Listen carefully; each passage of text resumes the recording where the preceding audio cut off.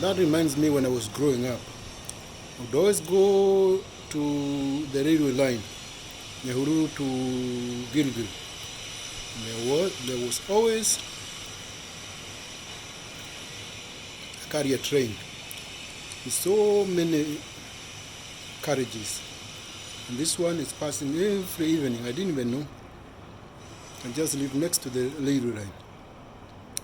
But it's usually very quiet. You wouldn't even notice.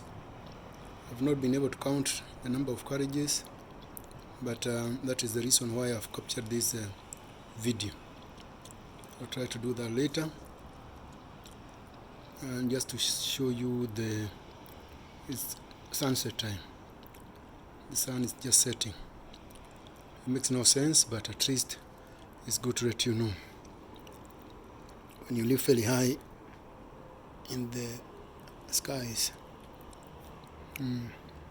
it's boiling downstairs, but here in the flats it's a bit better.